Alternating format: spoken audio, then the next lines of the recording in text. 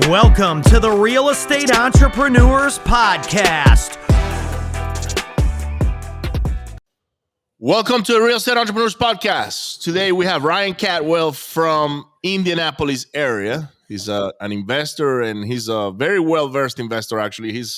We spoke briefly before the podcast, and he's done a bunch of things, but I'm going to let him tell you the whole story on how he got into real estate and what he's up to today. Thank you for being here today, Ryan. Thank you, Ricardo. Thanks for having me. My pleasure, man. So tell me a little bit, man. Are you from Indiana, born and raised, or where are you from originally?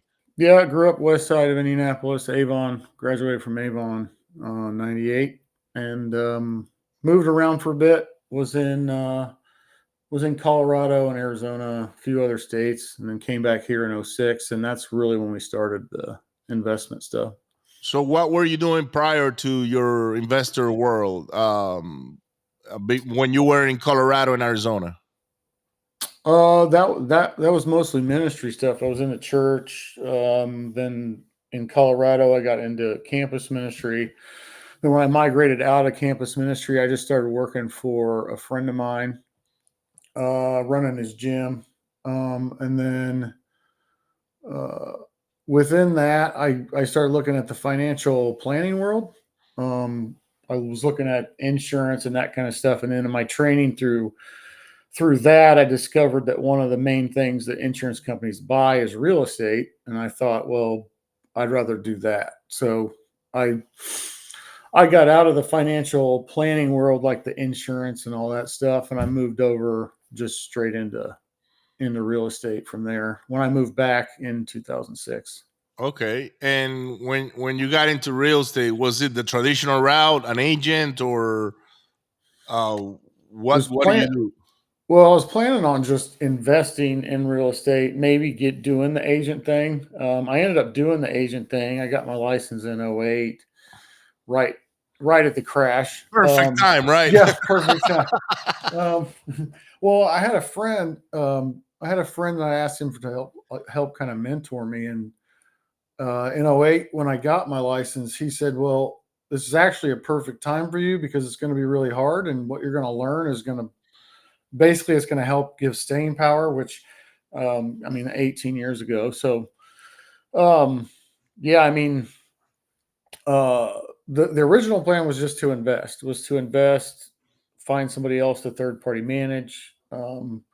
Rentals. You were looking for to be a landlord, basically. Yeah. Well, I grew up with it. My dad already owned apartments. Okay. He owned stuff. So then I was mowing grass and changing toilets, and I was watching him engage with tenants and the different kinds of stuff that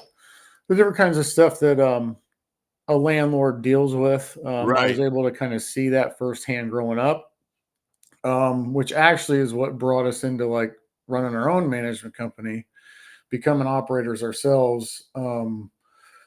Because I started interviewing property managers, and back then property management was the Wild West in single family residential. So, I was interviewing a few different people, and I was just like, your experience, you just don't have as much experience as I do. And I feel like there's stuff that you should be doing different. So then that kind of pulled us in, and then my wife got involved, and then we built the company over the last almost 20 years. Going up and down through all the different market cycles. Early on, it was a lot of distressed property stuff. Right. Yeah. So in 2008, you got a license, and then did you already have some rentals, or I know that you were working on your father's portfolio, basically. Mm-hmm. But when was it that you acquired the first property? 2010. Okay. 2010 is when we got our first one. And then that turned into 3. And then that turned into, what was the most we had? Let's talk about that process for a second, right? So, sure. So the first one, let's talk about numbers. I bet it was dirt cheap. It was. Yeah, it was all 08 through 12. So there was deals. Yeah. Right. Yeah. You could cherry pick them, right? Like, oh, I don't like that Mhm. one. Maybe I like this one. This one doesn't have foundation problems. I don't know what kind of issues you guys got in Indianapolis, but um, I live in Houston, and here is like there's two types of properties: the one that have foundation problems, and the ones that will have foundation problems, right? So, That's funny. finding one without them is like, oh my god, you found a unicorn. Yeah. So, what do you remember the numbers on that first property you got?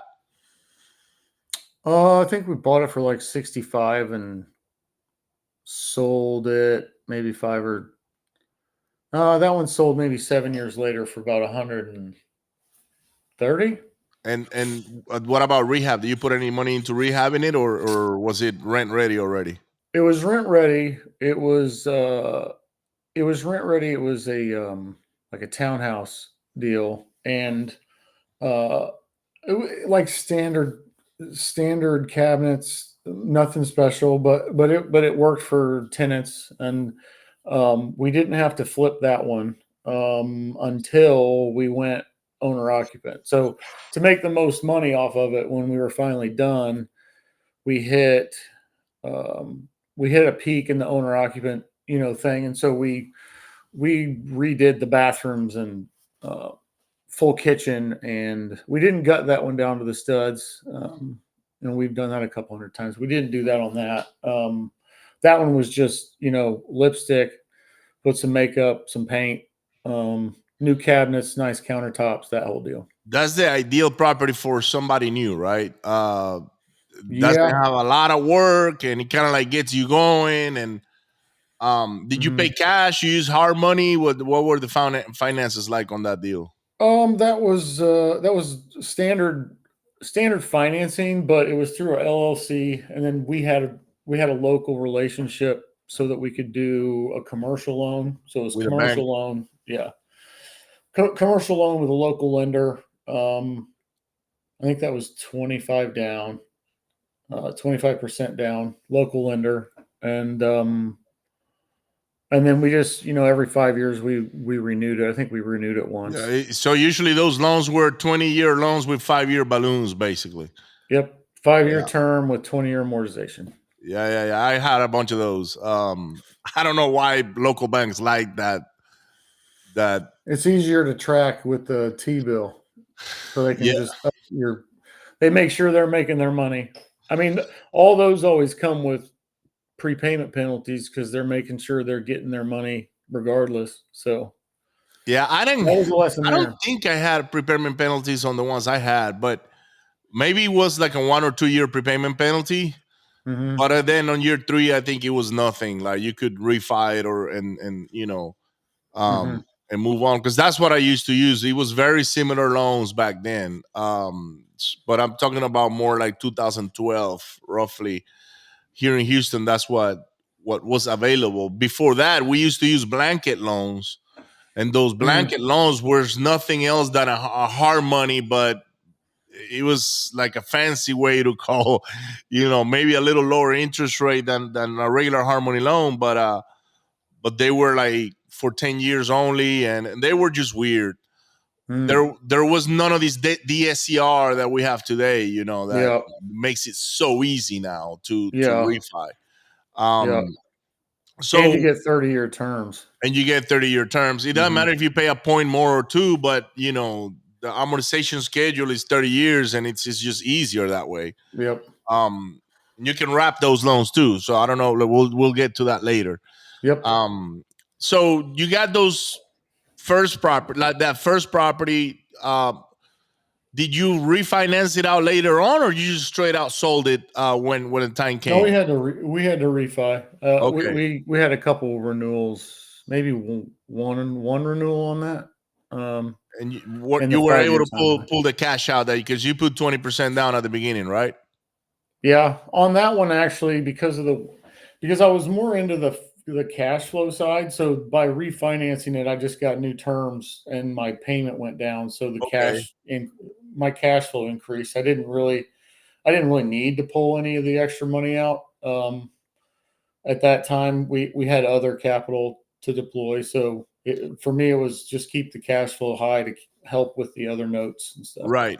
Yeah, people think that sometimes you got, I don't know how many houses, but however many houses you got, and they're all cash flowing beautifully, and Oh no, no, that's never the no, case. no, uh, no. um, but all right, so you went, and after that, like, how was the progression of you adding doors or maybe fixing flips and things of that nature on your operation? Uh, Looking back now, I mean the key was always just relationships, and being a broker, and then I kind of focused all my time onto income producing real estate, and that grew over time, just with working with different brokers. I mean, I got to know different brokers. I ended up being an owner of one of the local Keller Williams around here. Small percentage, but just working those relationships, and then Right. being a source of solutions, basically, like just listening to the problems people were having and finding ways to solve them. Kind of being off of the normal thing that all the other brokers were doing back then. Um, that opened up a ton of doors, as far as different deals that were going on. But like we said, I mean, it was coming out of 12. 12 was like the end of, that recession.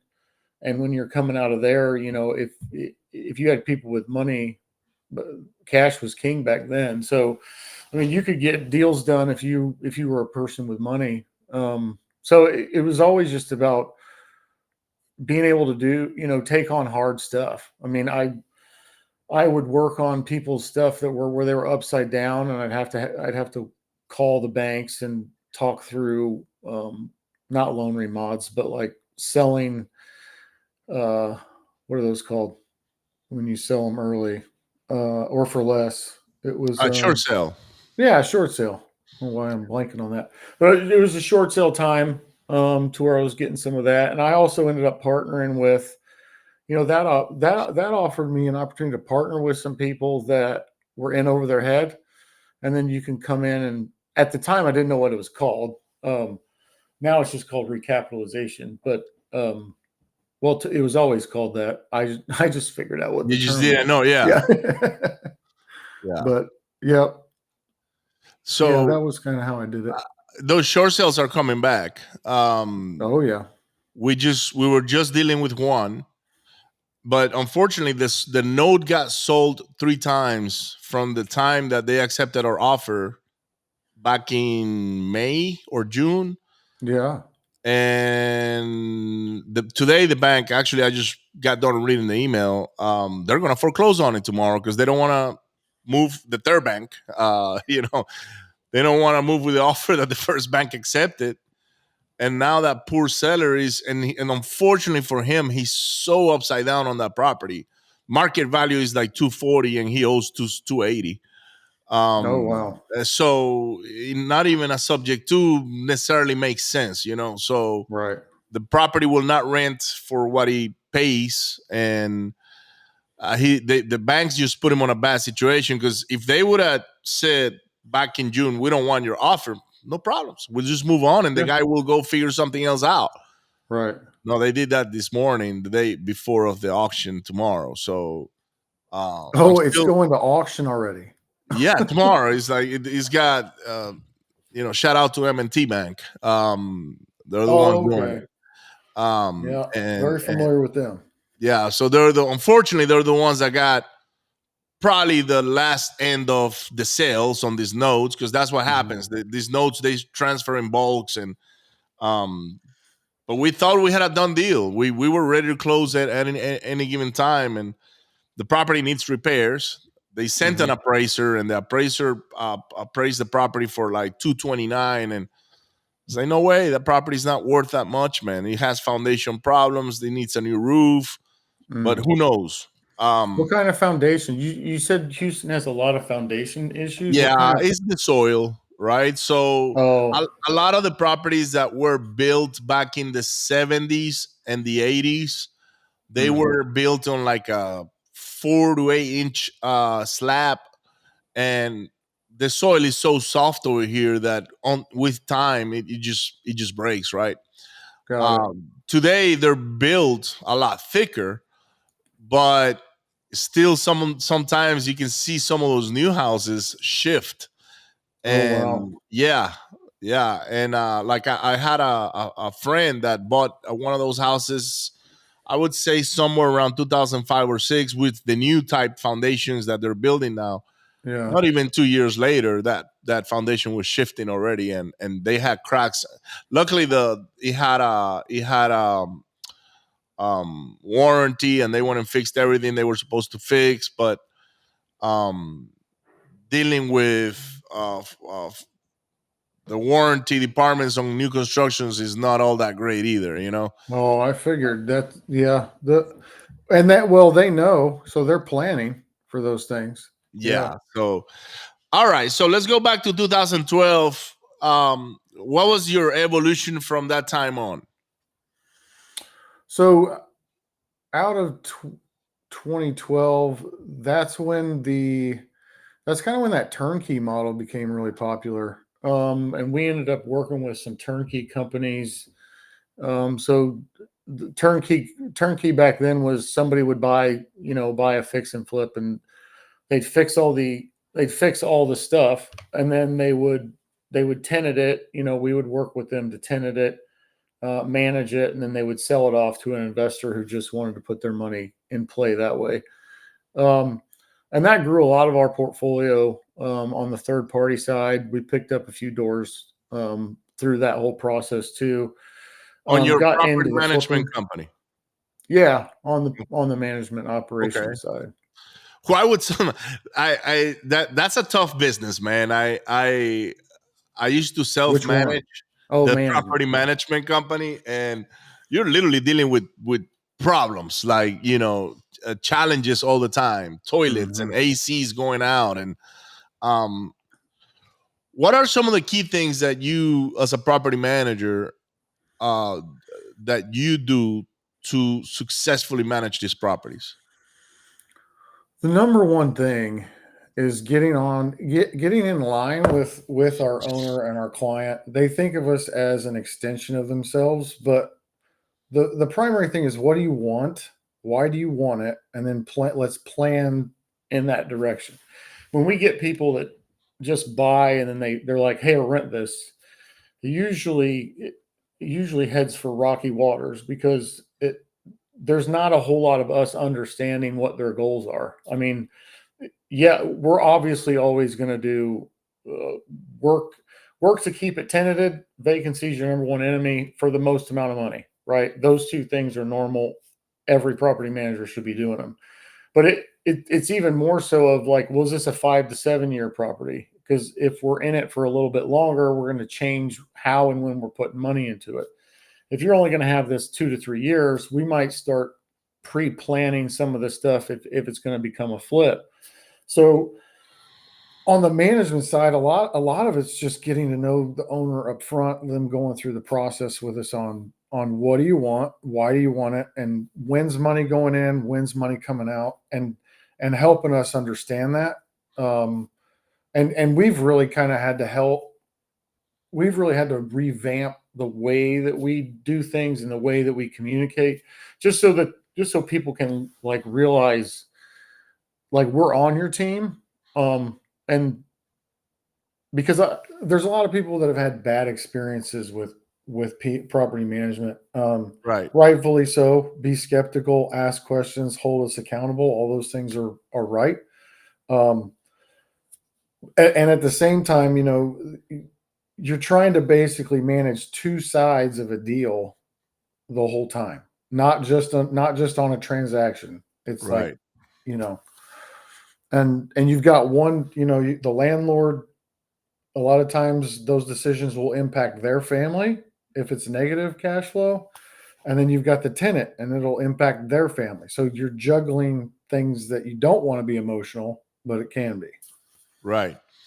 um Now, your property management company, do you guys do full service, like listing, Yeah. the servicing? Hmm. And how do you charge per door? Do you do a flat fee listing, or do you do a percentage? Both. We have four different options. We have marketing only. Then we have 9%, 10%, and then we have a flat rate of 195. And 195 comes with like all the bells and whistles. We even have extra insurance coverages built in. That's usually for the higher end. That's usually where it makes more Yeah. sense financially. But it also allows the person to, this is my fixed cost annually, anything above that.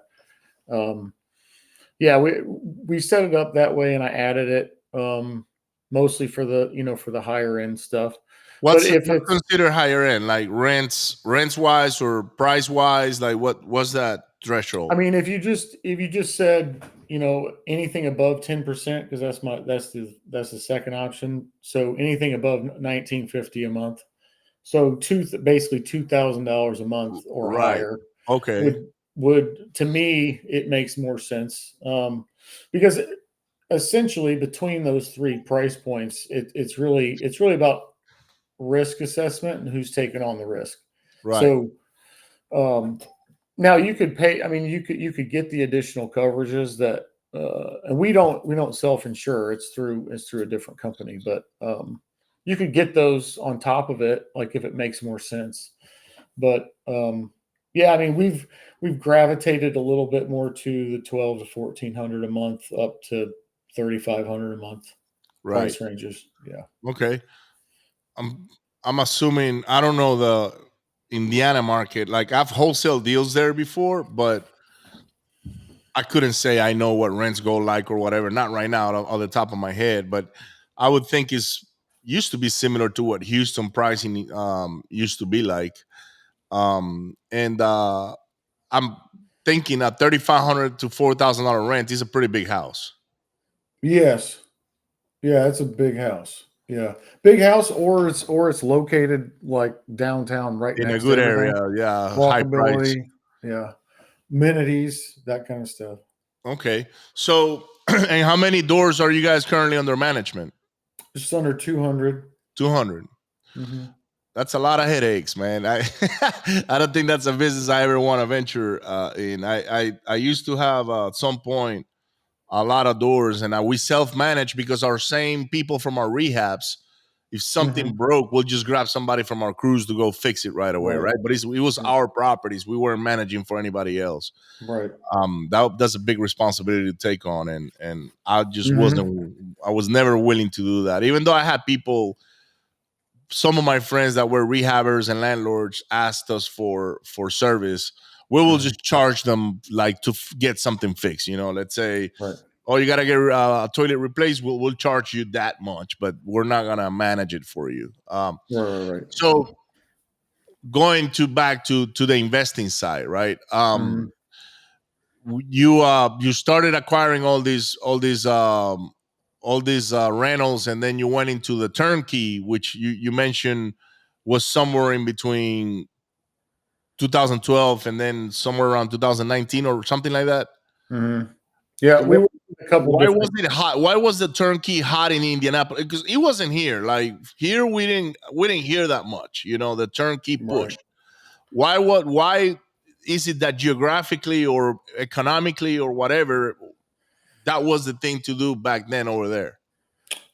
Market cycle and affordability, like the ability to put your hands on. I mean, some of these guys we were partnered with, I mean, they were putting their hands on all kinds of stuff. And the whole "we buy ugly houses" thing took a huge, I mean, that was one of them. I mean, we still have those cash buyers, that the whole cash buyer thing, but it was a form of the cash buyer came in, and then because of the price they could get it for, and basically the math just worked. So we would come in and say, yeah, that'll rent for 1,500, and they would reverse engineer. Well, then we could sell it to the investor for, call it 150,000 on 1,500.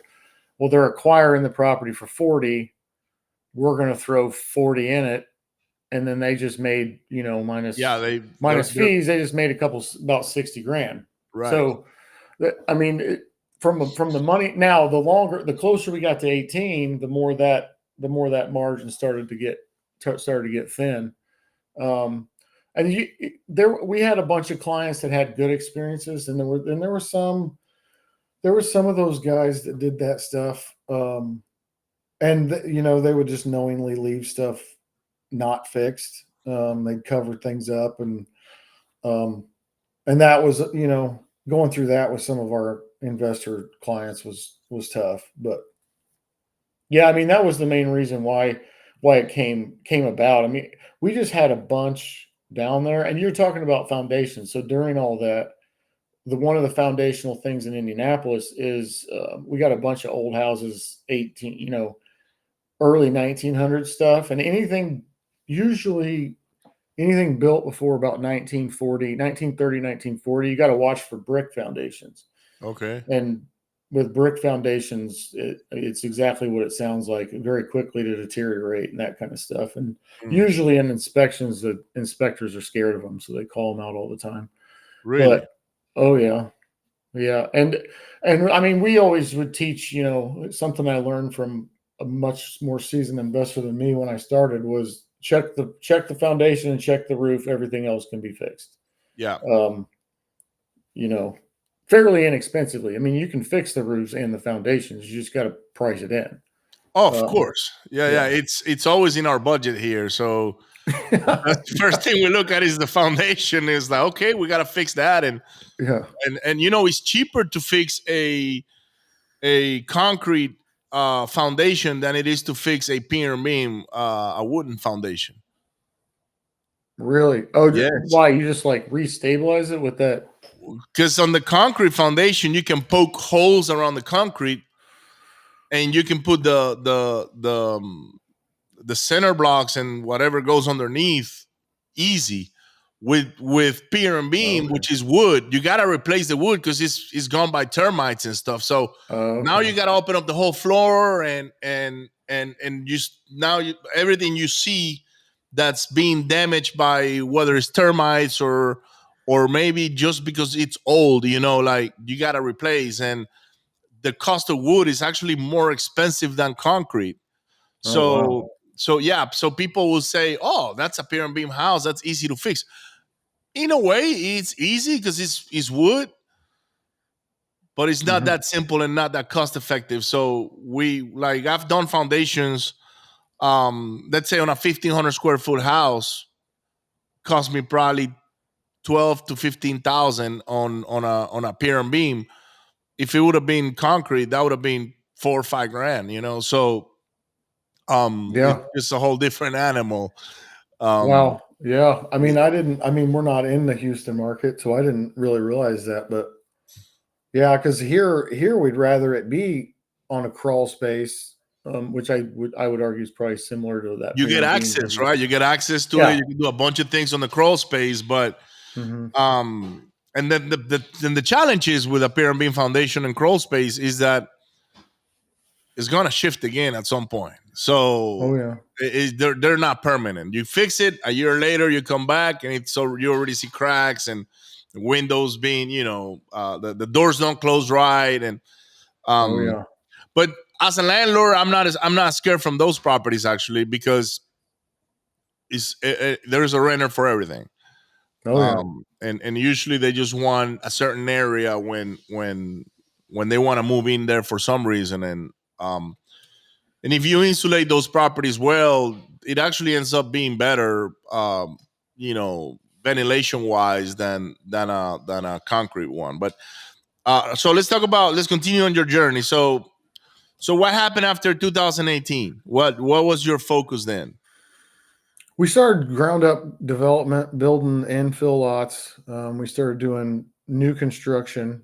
That market was taking off for us right as we got into COVID, and then COVID brought a whole slew of supply chains and throwing budgets off and all that kind of stuff. I mean, you still had the market that briefly was able to support it. But moving into that whole thing, it was an adventure. I learned a lot. I mean, early on, between 16 and 18 up into COVID, we were doing a bunch of flips then too. So we were working for people, and then we were also doing our own. Um, and then we had decided okay, we're tired of the 10 to 20% contingency. We want to do some ground up to where we know the budget. The budget's not going to change. That's what we thought until COVID hits. And then COVID hits and supply chains change all your preset numbers and all the things that weren't going to change. Now all Right. of a sudden are changing. And then you have to navigate, okay, are we actually going to pull this out of the ground today? Are we going to wait for lumber to go down? Are we going to, I think during like we had 2 or 3 going. And one of my partners at the time, he was telling me that, the roof decking had quadrupled in price. Just stuff that just threw it off by like $4 or $5 grand per property. Right. Which, that's what that could be, almost 1 to 2%. So if you only have a 10% contingency, you just blew through 25% of that just on some deck boards, which typically was one of the fairly inexpensive things. Right. So yeah, that's what took us into COVID, was that, that push. And the good part, the other side of what we were doing with our clients was, as a bunch of the houses were appreciating, we were helping them liquidate, making a lot of good money off of what they bought 6 to 7 years prior. So there was a good side to that, like artificial inflated, season for We're us. still suffering from that, though. Oh, 100%. Yeah. The inventory is not moving fast enough, and you can see people adjusting prices, but with the interest rates the way they are right now, it still hasn't come back to where it would feel normal again. You know what I mean? Like, Mhm. so I sold a house during COVID. It was August 2020, my own house, and if I want to buy that house today, my mortgage payment is something like $12,000, okay, with taxes. Wow. Yeah, and if I want to rent it, it's 4,000. So, like, do I rent it or do I buy it? You know what I'm saying? Like, it makes Right. no sense to buy in that neighborhood. Yeah. Like, and there's no wonder why there's nothing for sale. It's not even moving. That's the problem. Like, some of those properties are not moving. So, Well, that's it's happened. because that math doesn't work. It doesn't work. Yeah. And Yeah. and so I'm renting right now, by the way, and Mhm. so my wife is like, okay, we gotta buy a house. I was like, no, we don't. Like, why would I buy a house right now and pay 6 or 7% interest with a price that's still a little bit overpriced? Mhm. Um, when I can rent it for, I don't know, 75% of what I'm going to be paying, or maybe 50% in some cases. And she looks at me and she's like, okay, I guess you're right, because it makes no sense to. And I have a brother-in-law. I'm not a brother-in-law. He's married to one of my cousins in Florida.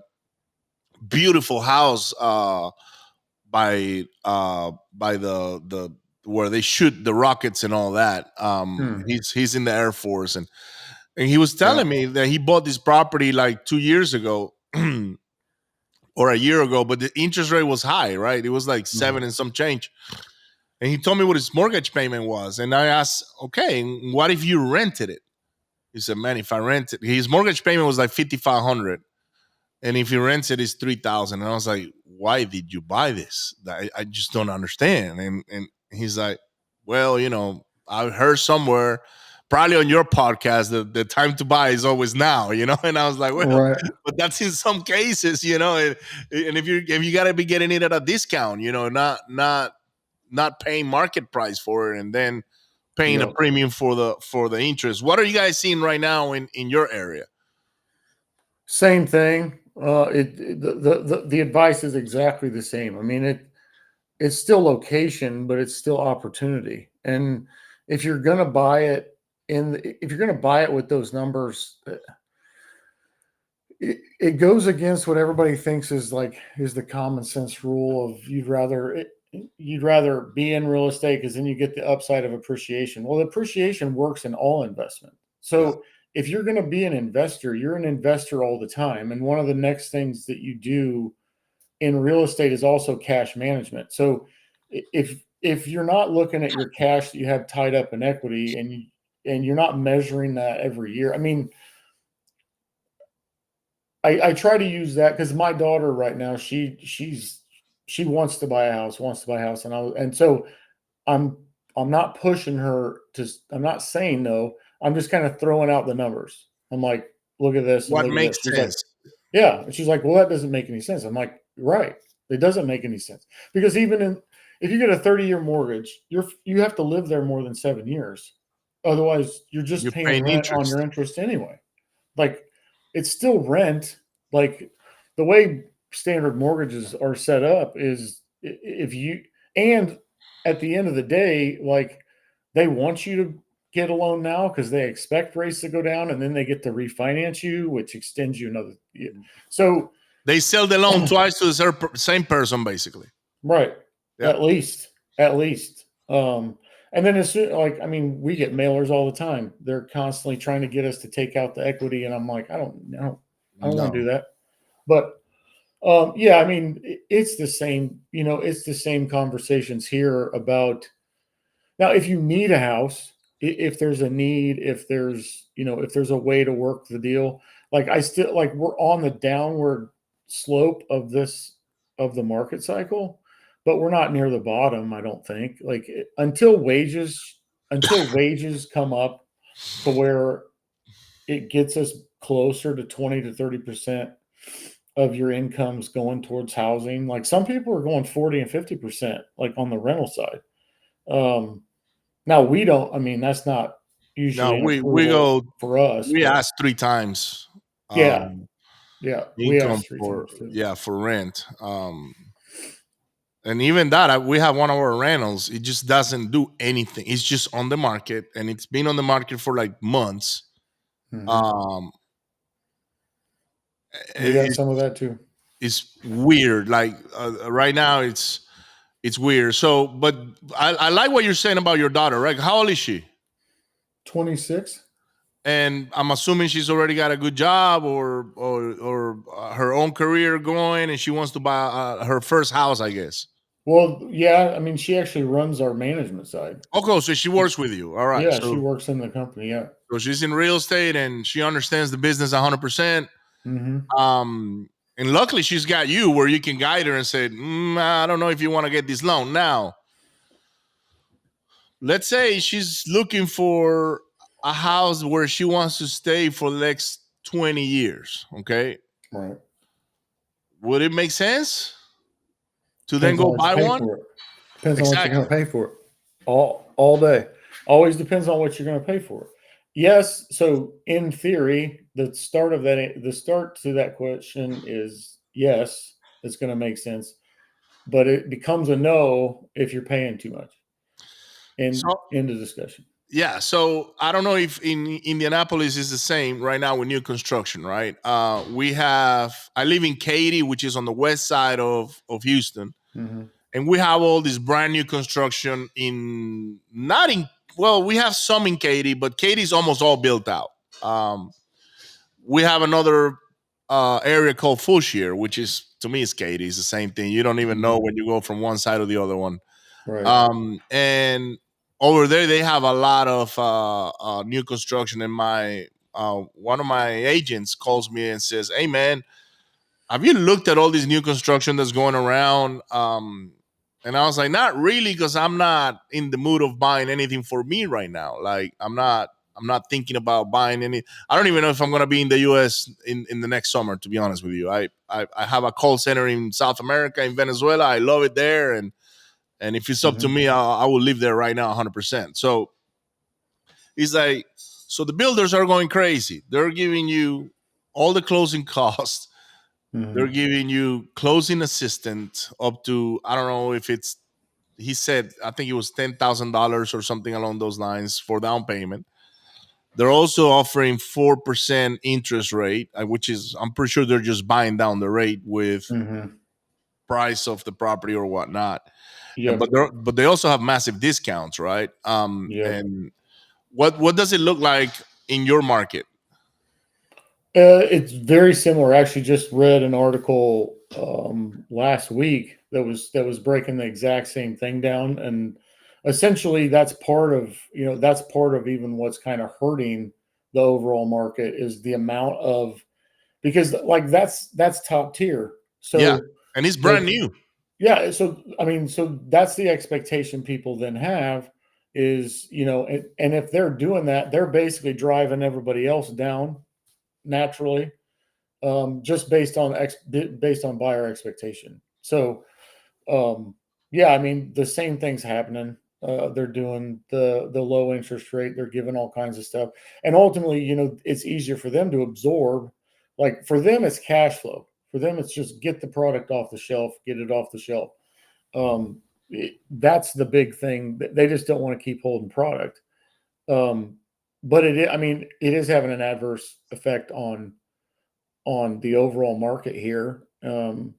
Mostly, I mean, you got all this stuff that's happening at the same time. You got rate lock. Nobody wants to buy because my rate's at 3%, and they naturally think that's going to cost them more, which it will, most of the time. But you got rate lock with then the market needs to finish adjusting, to the overinflated prices, and then you've got you got the people with deep pockets that can absorb some loss. Um, and a lot of times if the builder, especially if the builder's publicly traded, there's a lot of other motivations that go into them selling at discounts um, than what a local builder, like even when I mean, we slowed, and we have some land still, but we slowed our building down, just because the numbers don't make sense. Right. Yeah, we got I was looking at a property that, so Houston, one reason why mortgages are so expensive here, is because of our taxes. Our taxes on properties are pretty high. So, and people don't know this about Texas. When they think of Texas, they're like, "Oh, big houses, cheap." Yeah. What about the property taxes? You guys didn't account that for, right? So, Mhm. properties that were selling for 500 grand, let's say in 2020 during COVID, which is, Okay. let's say, pre-inflation, right? They're selling now for 800, 900, even in some cases in a million. But when you pay 3.8% in taxes a year, so $1 million Wow. is $38,000 a year, Yeah. right? I mean, that's 30 some $100 a month just right there Yeah. for whoever's gonna. And then you got another $3,000 or $4,000 on the mortgage. Who's affording these houses? Like, I understand entrepreneurs that have big businesses, I get it, Hmm. but a W-2 guy with even if they make six figures is like, no way. How are they doing this? Is it because they're doing combined income? And so, in my opinion, man, these prices need to come down a lot more, Hmm. and so do the rates, because I think we're headed for a bloodbath on foreclosures and things of that nature. And like this one particular deal that I was telling you about earlier when we were talking, I mean, this poor guy is getting foreclosed on tomorrow, and it's because he's completely under the water on that property, and that's a property he bought like 2 or 3 years ago. Yeah. So he hasn't owned it for more than 10 years, or he doesn't have any equity built into it. How many of those are going to hit the market is my question, right? Yeah. I mean, especially on the commercial side, when I've looked at some of the commercial stuff, I think that in the conversation I've had with lenders, there's inventory sitting on books that isn't being pushed out, and I can't figure out why, other than they're trying to figure out ways to not have it negatively impact their books. But at some point, the banks are going to have to push it into the market. Like they're going to have to, because the regulators are going to make them. So, I mean, I tend to agree with you that there's a bloodbath coming, because that's usually the opposite side of all the good times. Like we've had a bunch of good times. Oh The yeah, a opposite lot of, side of the good times. man, we had a lot of overnight successes in the last few years. Yeah. you know and Yeah. right now it's like a lot of those people are getting pushed out of the investing world, and they're actually probably doing something else now. Yeah, 100%. Now, what are all the services you offer, Ryan? We're full service brokerage with the management and operations, and then we develop. So we work with people. There's some people, like there's some contractors I know where I'll come alongside them, and we'll co-develop something. They'll be the GC on the job. But we do full brokerage, and we're focused on investment side. So we try to come at it from an educational perspective. The last couple of years, one of my biggest things was, okay, I want my investors and the people that we work with to start leveling up their knowledge, understanding why they're doing stuff, and help them make better decisions. So we come at it from an educational standpoint, try to help develop people, our own people too, education as much as possible. And then, but yeah, I mean, we can broker, but we're really about building the relationship. Hopefully, figuring out what people want. I mean, I sat down with a client and they told me, we want to buy a vacation home in this country. And I said, why? They're like, oh, we like to go there all the time. I said, do you want to go there all the time, or do you want to go all over the world? Like, you like to travel, but this, and then when we took a little bit of time and I kind of looked at their current portfolio, I said, well, what if I added, like they even gave all the answers. Like, well, I think I can get $400 more a month on each of these 7 units. And I said, well, that's $34,000 a year. And they're like, yeah. And I was like, well, what, couldn't you just go anywhere you want for $34,000 a year? You don't even have to go buy in another country and then worry about their laws. Like, you got to figure out their real estate laws before you really want to buy there. So, yeah, I mean, and then that turned into an opportunity that we were able to give them. And, they acquired one of our old rentals. We had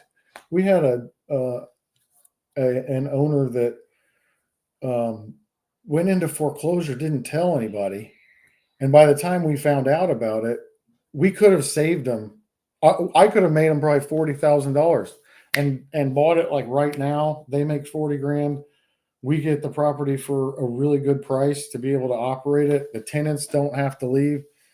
They ended up, like, nobody communicated about it. So we're trying to be a little more proactive and try to get out in front of like what you said, the bloodbath, to where we can hopefully create some solutions ahead of time.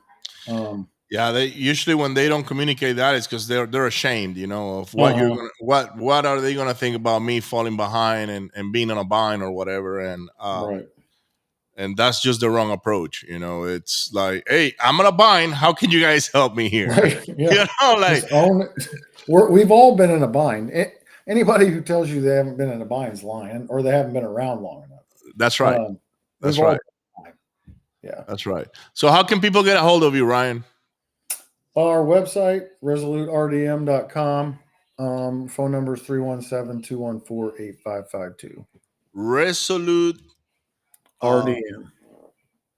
Let me find it here. REM.com. Yeah. And then what about social media? Do you guys have any social media, like Instagram? Facebook. Yep. Facebook, Instagram, and LinkedIn. We're on all those. Yep. Is there anything you want to tell the audience before we sign off? Hey, just know what you want, know why you want it, plan, and execute. Awesome. Thank you so much for being here today, Ryan. I appreciate you and your time and telling us about your journey in the world of real estate investing. Guys, don't forget to hit share, like, and subscribe. Make sure you go find us on YouTube at the Real Estate Entrepreneurs Podcast, and also on all the multiple platforms where we could be downloaded for listening. And with that being said, we'll see you on the next one. Thank you. Thank you.